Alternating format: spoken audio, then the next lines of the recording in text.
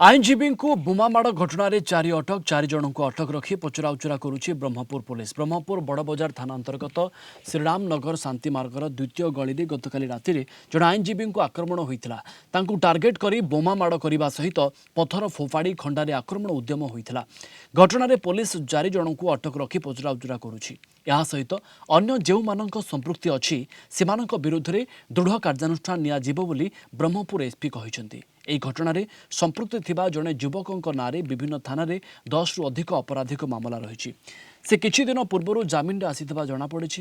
ଗତକାଲି ରାତିରେ ଆଇନଜୀବୀ ମହେଶ ତ୍ରିପାଠୀ ନିଜ ଘର ପାଖରେ ଠିଆ ହୋଇଥିବା ବେଳେ କିଛି ଦୁର୍ବୃତ୍ତ ତାଙ୍କୁ ଗାଳି ଗୁଲଜ କରିବା ସହିତ ତାଙ୍କ ଘର ନିକଟରେ 2ଟି ବୋମା ମାଡ଼ କରିଥିଲେ।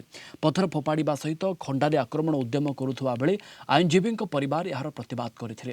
ବୋମା ମାଡ଼ରେ 2 ଜଣ ସାମାନ୍ୟ ଆହତ ହୋଇଛନ୍ତି। ସେପଟେ ବୋମା ପକାଇବା ଏବଂ ଭୟଭୀତ କରିବା ସମୟର ଭିଡିଓ सीसीटीवी कैमेरा रे रेकर्ड होइथिबा बेले वीडियो वायरल हेबारे लागिछि।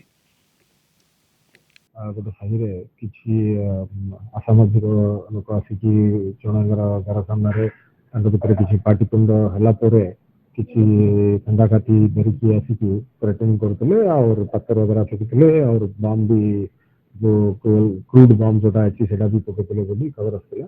तुरंत सीनियर ऑफिसर्स स्पॉट को जाइतिले आईसी एसडीपीओ समस्त स्पॉट को विजिट करते और संगे संगे जो अभियोग जहाँ अगेंस्ट पिला से भितर 2 लोक को डिटेन कराइला।